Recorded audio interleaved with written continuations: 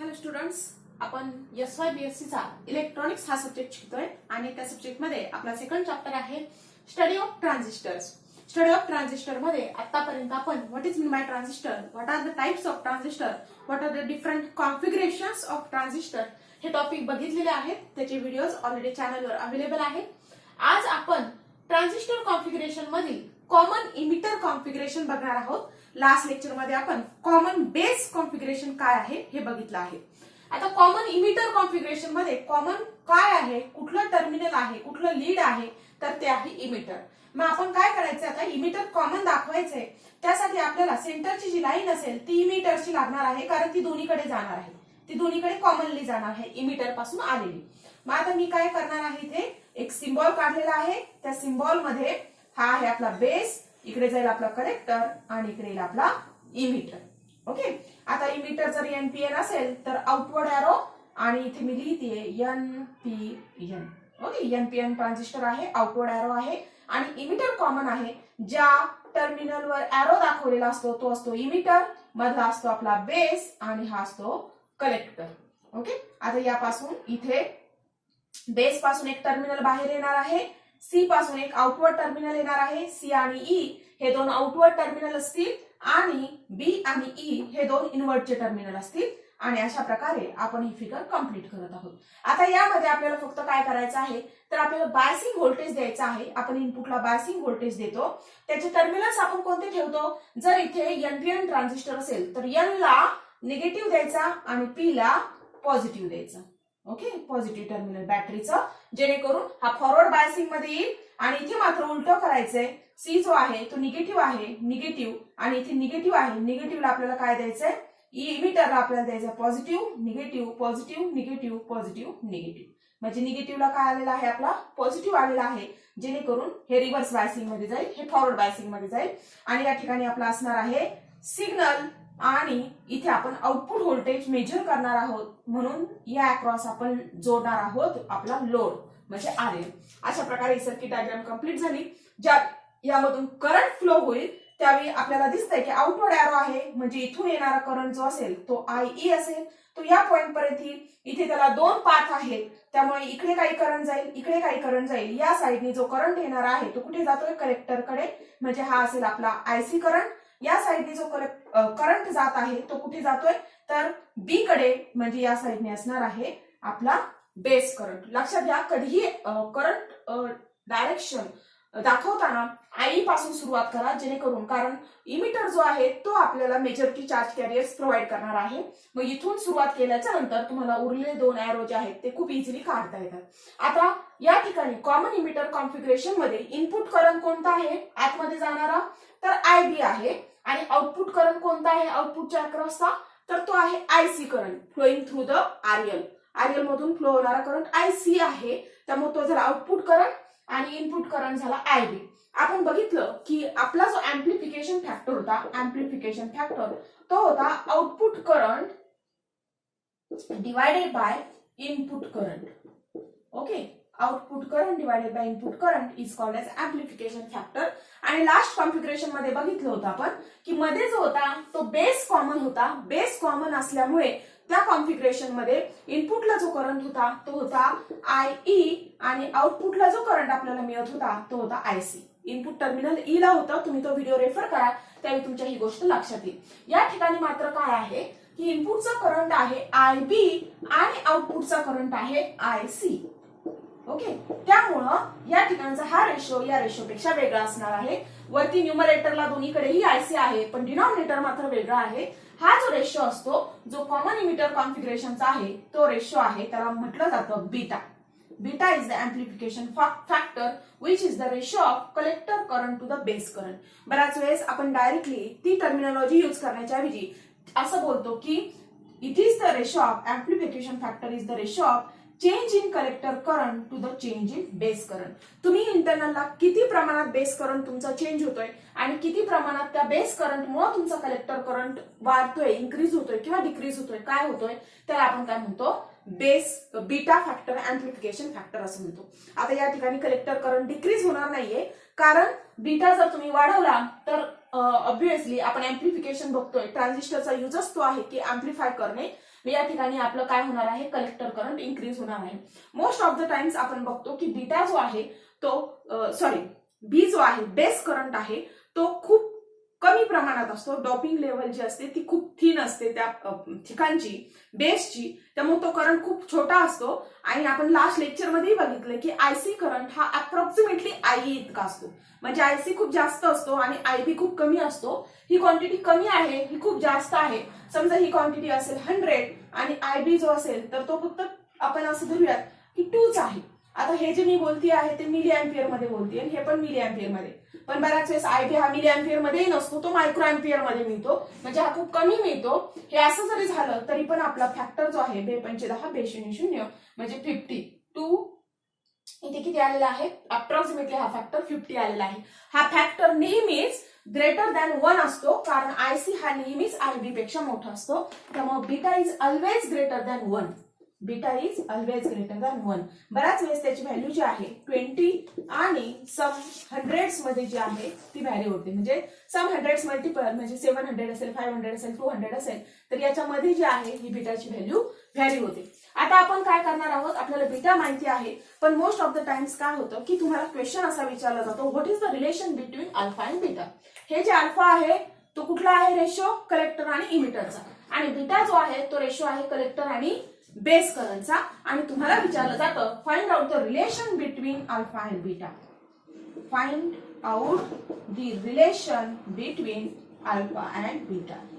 Relation between alpha and beta. Alpha and beta मध्ये काय relation आहे. आता आपल्याला माहिती आहे सगळ्या जे आहेत आपल्याकडचे फॉर्म्युले जे आहेत त्याची सुरुवात जी आहे ती कुठून करायची, IE is equal to IB plus IC, किंवा तुम्ही असे म्हणू शकता आयसी प्लस आयबी. ओके, सेमच असेल ते. Emitter current is always equal to the sum of collector current and base current. आता आपल्याला काय पाहिजे इथे, आयबी पाहिजे, डेल्टा आयबी पाहिजे. म्हणून आपण असं म्हणूया की इमिटर करंट मध्ये आपण जो पण चेंज करणार आहोत तो चेंज कुणामध्ये दिसून येणार आहे, कलेक्टर करंट आणि बेस करंट मध्ये तो दिसून येणार आहे. पण आपल्याला डेल्टा आयबी पाहिजे, म्हणून डेल्टा आयबी आपण लेफ्ट साइडला घेऊयात. Therefore delta IB is equal to, म्हणजे ऍक्च्युअली लेफ्ट साइडला नाही घेते आपण, जागेवर ठेवतोय, पॉझिटिव्ह साइन आहे, हे जागेवर ठेवलं, हे लेफ्ट साइडला आलं तर काय होईल, delta IE minus delta IC. हा लेफ्ट साइडला आल्यानंतर मायनस होईल आणि ही बाजू प्लस आहे ती प्लस जागेवर आहे. अशा पद्धतीने आपल्याला मिळालंय delta IB is equal to delta IE minus delta IC. Okay, this is the equation number 3. This is equation number 2. हे ऑलरेडी आपल्याला माहिती आहे, ते आपलं इक्वेशन होतं फर्स्ट. हे लास्ट कॉमन बेस कॉन्फिगरेशन वरून काढलेलं आहे, फ्रॉम कॉमन बेस कॉन्फिगरेशन, आणि हे आपलं आत्ताचं आहे. आणि हे थर्ड इक्वेशन आहे. पुट बघा इथे काय आहे, सेकंड इक्वेशन मध्ये डेल्टा आयबी आपल्याला पुट करायचं आहे, म्हणून आपण डेल्टा आयबी काढलाय. Put equation 3 in equation 2. Put equation 3 in equation 2. काय आहे equation 3, IB beta is equal to delta IC divided by delta IB ची व्हॅल्यू काय आहे, delta IE minus delta IC. आता तुम्हाला इथे दिसत असेल की इथे डेल्टा आयसी आहे, इथे डेल्टा आयई आहे, इथे डेल्टा आयसी आहे. आणि आपल्याला तर माहितीये की अल्फा जो आहे, आता इथे देखील रेशो आपण असाही लिहितो, किंवा इमिटर करंट मध्ये किती चेंज केल्यामुळे कलेक्टर करंट किती प्रमाणात चेंज होणार आहे, इनपुट मध्ये किती चेंज केला, आउटपुट किती प्रमाणात चेंज झाला, हाच अँप्लिफिकेशन फॅक्टर आहे. त्यामुळे इथे आपल्याला रेशो अल्फा आणि बीटा मधलं रिलेशन फाइंड आउट करायचं ना, मग अल्फा तिथे आला पाहिजे, बीटा तर आहे आपल्या लेफ्ट साइडला. अल्फा काय पाहिजे, delta IC divided by delta आई, आणि डेल्टा आई खाली डिनॉमिनेटरला आहे, पण इथे तो वजा बाकीच्या फॉर्म मध्ये आहे. म्हणून आपण काय करणार आहोत, न्यूमरेटरला आणि डिनॉमिनेटरला दोन्हीलाही डेल्टा आई ने डिवाइड करणार आहोत.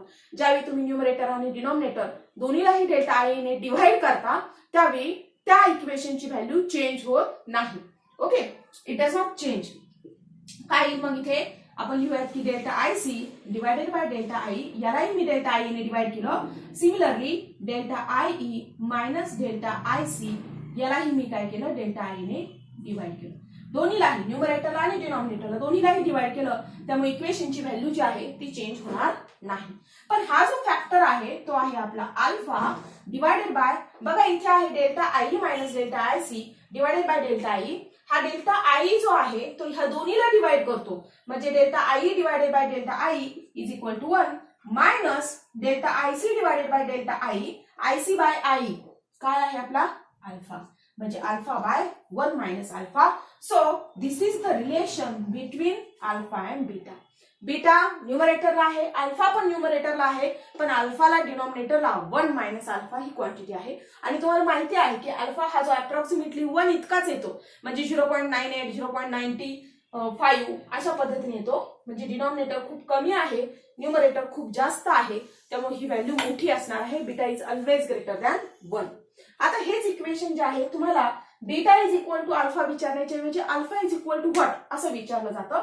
ते मी या साईडला लिहिती आहे. काय आहे आपलं equation, beta is equal to alpha upon 1 minus alpha. आणि आपल्याला लेफ्ट साईडला हवाय अल्फा, ओनली अल्फा हवाय. म्हणजे काय आहे की इथे आपल्याला इक्वेशन असं चेंज करायचं की फक्त अल्फा मिळाला पाहिजे. मग मी काय करेल, इथे अल्फा आहे इथे अल्फा आहे, दोन्हीला अल्फा अल्फाने जर मी डिवाइड केलं तर मला काय मिळेल, alpha divided by alpha upon 1 minus alpha divided by alpha. बघूयात आपण काय मिळेल ते. Okay, alpha divided by alpha किती येईल 1. हा 1 मायनस अल्फाला डिवायडेड बाय अल्फा आहे, म्हणजे इथे 1 बाय अल्फा येईल आणि मायनस अल्फा बाय अल्फा म्हणजे मायनस 1 येईल. हा डिनॉमिनेटर आला, हा न्यूमरेटर आला. आपल्याकडे एकच अल्फा आता शिल्लक राहिलाय, तो आपण घेऊयात लेफ्ट साईडला. हा लेफ्ट साईडला घ्यायचा, म्हणजे हा एकटा नेता येत नाही कारण इथे minus sign with other quantity आहे. मग हा पूर्णची पूर्ण लेफ्टला न्यावा लागेल. 1 by alpha minus 1 is equal to beta right साईडला गेला. हा बीटा जो आहे तो न्यूमरेटरला आहे, तो राईट साईडला गेल्याच्या नंतर तो डिनॉमिनेटरला जाईल, म्हणजे 1 बाय बीटा. आता इकडे आपल्याला लेफ्टला एक क्वांटिटी मिळाली, राईटला एक क्वांटिटी मिळाली. इथे मी लिहील 1 by alpha is equal to minus 1 आहे, राईट साईडला जाईल त्यावेळेस तो प्लस 1 होईल, प्लस 1. आणि मग आता आपण क्रॉस मल्टिप्लिकेशन करूया. 1 म्हणजेच काय असतो 1 बाय 1. ओके, डिनॉमिनेटर सेम करायचे आणि क्रॉस मल्टिप्लिकेशन कशा पद्धतीने करायचं, 1 इंटू 1 1. पहिल्याचा न्यूमरेटर दुसऱ्याचा डिनॉमिनेटर, दुसऱ्याचा न्यूमरेटर पहिल्याचा denominator, 1 into beta beta. Okay, plus sign आहे मध्ये ठेवून द्या, यांचा गुणाकार करा यांचा गुणाकार करा, मल्टिप्लिकेशन करा, divided by multiplication of the denominator, beta into 1 is equal to beta. काय रिलेशन मिळाले, 1 by alpha is equal to 1 plus beta by beta. Inverse करा याचा इन्व्हर्स काय लेफ्ट साईडचा अल्फा, आणि याचा इन्व्हर्स काय, हा बीटा वरती जाईल, खाली होईल 1 प्लस बीटा. ज्यावेळी फक्त एकटा अल्फा असतो त्यावेळी राईट साईडला beta divided by 1 plus beta येतो, आणि तिथे ज्यावेळेस बीटा एकटा असतो त्यावेळेस alpha divided by 1 minus alpha येतो.